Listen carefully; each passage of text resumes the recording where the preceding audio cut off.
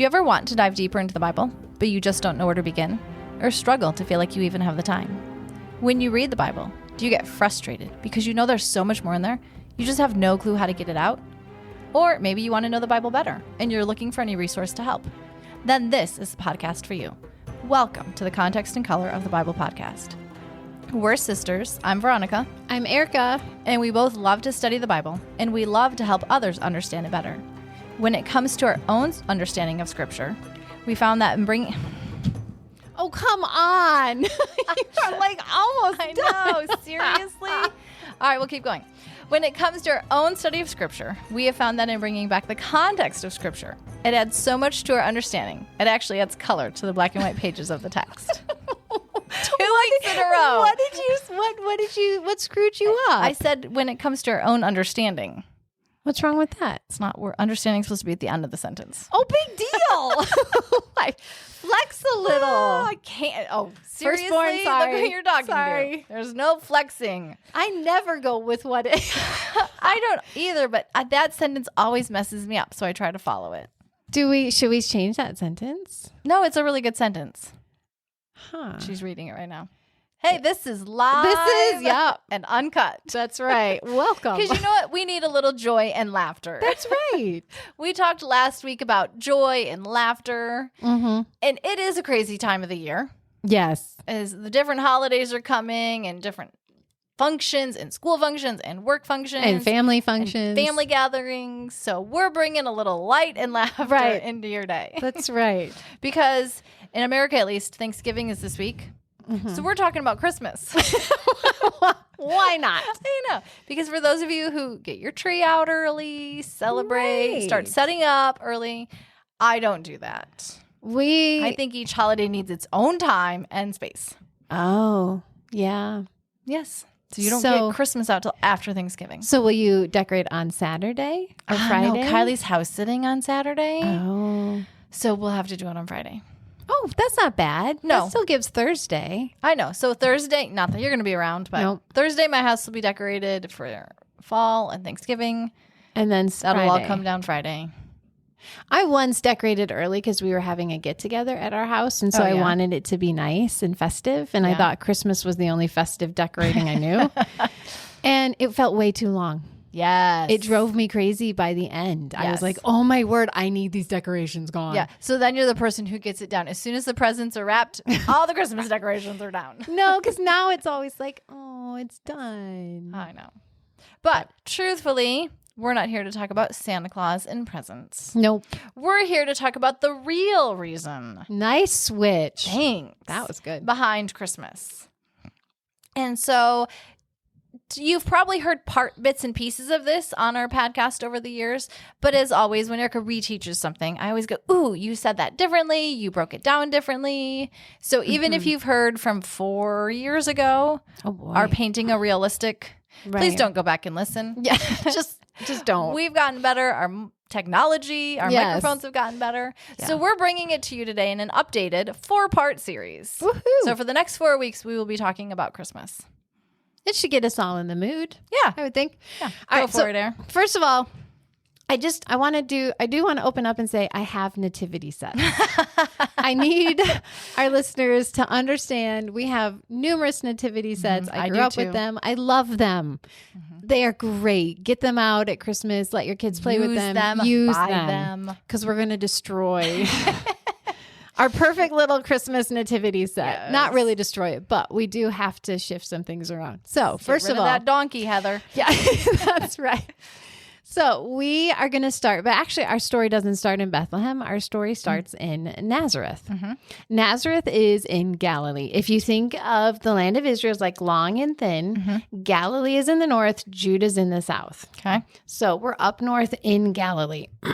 And here in Nazareth, the descendants of David are desperately trying to make a living and survive. Mm-hmm. And they're here for a very good reason. Mm-hmm. Descendants of King David. Descendants of King David. Just remind you that they're king descendants. That's right. Many generations previously, a man by the name of David, King David, was over all Israel. David and Goliath, that David. Mm-hmm. And David loved the Lord, and the Lord loved David. So So God actually made a covenant with David and a promise that he would have a special son who would be king forever. 2 Samuel 7, I will raise up your offspring to succeed you, your own flesh and blood. I'll establish his kingdom. He is the one who will build a house for my name. I will establish the throne of his kingdom forever. Now, Solomon, if you know the story, partially fulfills this promise, but the greater, fuller fulfillment is going to come hundreds of years later. Well, this was a huge promise, and David recognized that. His family recognized that. All Israel recognized this. And so they continued to remember this promise forever. For centuries, they held on to it. One day, the Lord will set a son of David on the throne in Israel forever. And a son didn't necessarily mean a biological son. It just meant a descendant. Okay. So it didn't have to be a specific, I come from David. It's just a descendant of David. So so David's family held on to this promise and they remembered it. And okay, one day one of us is going to be born. A son of ours is going to be born who's going to be king forever. The problem comes when about 1,000 years later, after David, another family comes along and they claim the kingship of Israel, a family by the name of Herod, which we will be talking about in a future podcast session. 3 weeks. But right now, we just need to put him out there as a dangerous man, and he's on the horizon. So, and he's also king of Israel at this point. Originally, you would expect to find the family of David living in the town of David, which is the town of Bethlehem. But Bethlehem is a mere 6 miles from Jerusalem. And Jerusalem is where King Herod's family is perched. Well, that's way too close for comfort. And so scholars believe that some of David's family moved from Bethlehem to Nazareth. And that's 85 miles away, to get some distance between themselves and this. You don't walk there in a day. You don't walk there in a day. 3 to 4 at a good pace. And so you have descendants of David now in the north in Nazareth. And they are there just to survive, make a living, and keep their family line going as we wait for this son of David to be born. We're walking through, it's a small village. It's not a town. It's not a city. It's pretty small. Everybody knows everybody else. Everybody's in everybody else's business. And a lot of it is family. And so your aunt and uncles maybe live next door, your grandparents down the street. And we're going to enter a small house. And there we find a young girl, Mary. She's living with her parents, her siblings, maybe her grandparents are in the house as well. She's probably about 12 to 15 years of age. In that culture at that time, you could be engaged as soon as your menstrual cycle started. Wow. Now, I have told that our menstrual cycles nowadays start sooner than they used to. Right. I've heard that too. And so maybe 14, 15, 16 would be a normal start date. I don't really know, but 12 is probably really pushing it on the young side. So I would think 14, 15, 16. And she is engaged to be married to a man named Joseph. Now, engagements last about a year at this point, based on how quickly you could have everything ready. And as you're waiting and you're prepping for your new wife, you're paying off the dowry.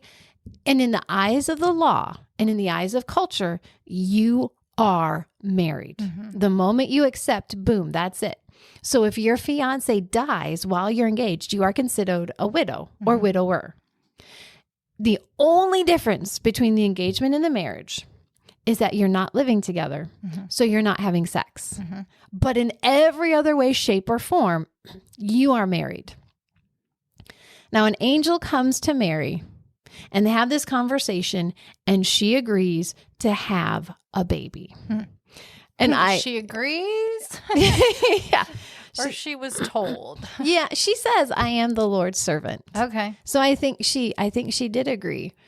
And I remember years ago, we went to this live nativity. And after the angel left, Mary was like, Mom, Dad, I have amazing news. It's wonderful. I don't think that's the way it went. Yeah. I think, because first of all, we still have shame in our culture for an unwed mother. There's still a bit of stigma and embarrassment with it. In that culture, we can't even imagine the amount of shame she now potentially has to deal with. And her whole family would deal with. And her whole family.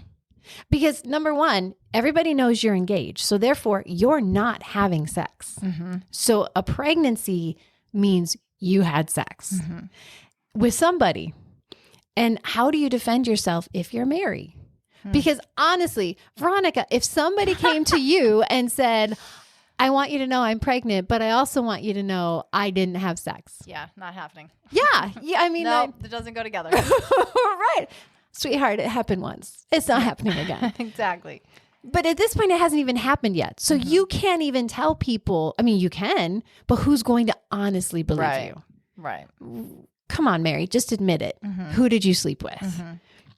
Now, what I don't include in this is that she goes to Elizabeth and Zachariah for 3 months. And I think that was God being very gracious to help her, to give her some encouragement, because what she has to go back and face is difficult. We know Joseph didn't believe her when she told him. And I'm guessing her family. Why would you believe her? Yeah. If you hadn't seen really the angel. Struggle with this. Right. And they had stories of God's coming down, sleeping with women. Zeus did it constantly. I mean, are you blaspheming, Mary? Right. Are you going to tell me the God of Israel is like Zeus? I mean, that is blasphemy. Yeah, that's a good point. Right then and there. And so she's got to, and her body's going to start growing. It's not like she can hide it forever. Right. And so this is going to be a very difficult situation for Mary. And she has no clue how anybody's going to react. She has no clue how Joseph's going to react. So a potential consequence, yes, if you were found, death by stoning was a consequence, but they really didn't like to put people to death. So chances of that happening were very slim. It's still out there. It's still out there, but less likely. Most likely shame and shunning for the rest of her life. Now, Mary had no clue what God was going to do. We know the story. She didn't. And when she comes back, I think she went to Zachariah and Elizabeth first for 3 months, had 3 months to be encouraged because they knew she was telling the truth. Right. God gave them that understanding. Now she's ready to go back and face her family and Joseph. And I can't even imagine the conversation. Oh, nope. Because he doesn't believe her. And so I can only fathom, like, he's sitting there, she's weeping, and he's just aghast. Mary, who did this to you? Why won't you tell me? Who are you hiding? Mary, how could you betray me like this? How could you do this to us, Mary? How could you not wait? Mary, I promised I would be there for you.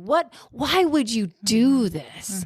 I mean, it just, the conversation must have been one of the most painful conversations. And it says he was going to divorce her quietly. Now we have to back up and look a little bit at Joseph. Joseph was probably about 18 to 20 years of age. Okay. So a little bit older. At that point, once you get engaged, you start working on the house for your fiance by adding a room to your parents' house. So Joseph has been spending his days, besides working, building a house, a home, a bedroom, essentially, for him and Mary to sleep in once they're married fully. And you can only imagine, like, if you're in love and you want to bring her in, like, you're working as hard and as fast as you can to get this woman. And you're excited to reveal it and show it. Right. And now he gets the news she's pregnant. And he knows he's not the father. Now, Joseph has two options at this point, but they both involve divorce. Because in that culture, they are seen as married. He can't just end the engagement. He can't call off the engagement. He can't call it off. Yes, he has to divorce her. Both Jewish and Roman culture said, if your wife cheats on you, you have to divorce her. If you don't, it's like you're giving your wife permission to cheat. And so there was no other option in that culture. Of course you're going to divorce her. But he has two ways to do it. Number one, he could do it publicly. In front of a large crowd of witnesses, he acknowledges what she did. He's divorcing her. that gives Joseph two things. Number one, he gets his dowry back. And number two, it publicly restores his reputation. I didn't do this to her. I want nothing to do with this. It's all on her. And now he has his dowry to go find a better woman and pay towards her and marry her. Joseph, however, we're told, is a righteous man and does not want to expose her to public disgrace. Joseph, I think, as a righteous man, not perfect, but righteous means living rightly, understands the heart of God.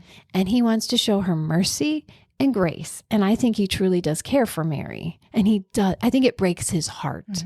And so a private divorce is only done in front of two witnesses. So it saves Mary some time before word gets around. And he doesn't get back his dowry. So he's giving her something to live on. Mary, I can't protect you. You did what you did. But the best I can do is here's some money to try to live on. And then she stays with her family unless they kick her out. So that to me is huge. Yeah. Yeah. I have a lot of respect for Mary, but I have a lot of respect for Joseph. Well, and he's not defending himself then. No. You know, he's not going around as people are talking and gossiping and defending himself of, Right. It's not mine. I'm just being a nice guy. Right. He's now allowing the shame. Right. Why? We understand you divorced her, but why aren't you publicly divorcing her? Joseph, are you hiding something? Right. Yeah. And so, but God is so good. And he sends an angel, and the angel says, Joseph, it's okay. Mary didn't cheat on you. It is my baby. Or this is from God. And you need to marry her, take care of her. And Joseph, you need to name the baby. And in that culture, naming a child means you are publicly owning and adopting that child if it's not yours. So Joseph, you take this baby and raise it as your own. And I think the very next day, Joseph got up and married her, probably in a very quiet, simple ceremony, took her into his house.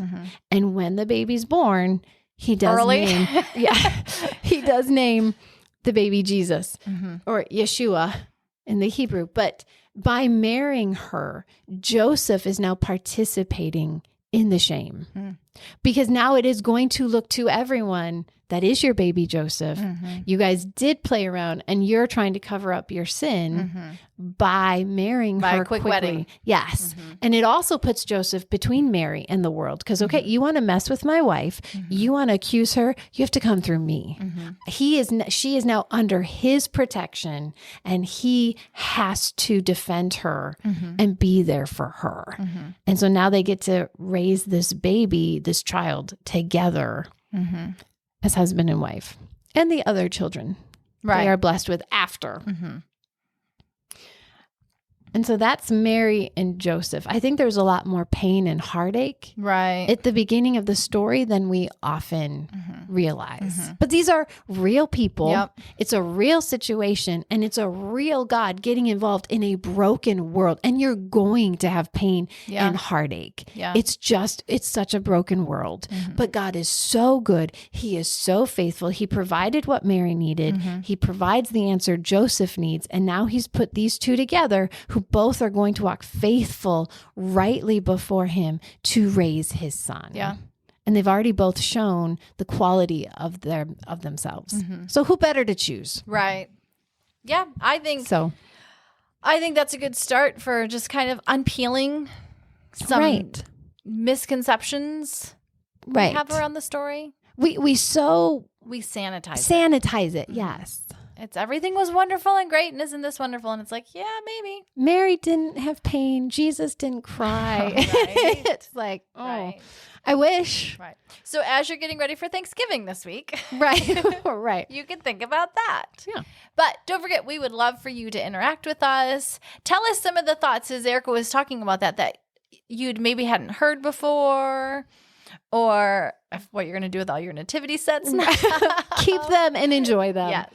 But as always, we are on social media. We have Facebook, Instagram, Pinterest. We would love for you to interact. Check out our website, sign up for our newsletter so you can get even more. You'll know ahead of time what we're doing. Like if you want to know what's happening in January, that will be coming out in the newsletter. I always tell that to the people on the newsletter so they know exactly where we're going, what's going on. So little motivation, go to our website, sign up for the newsletter. But have a good day. Bye.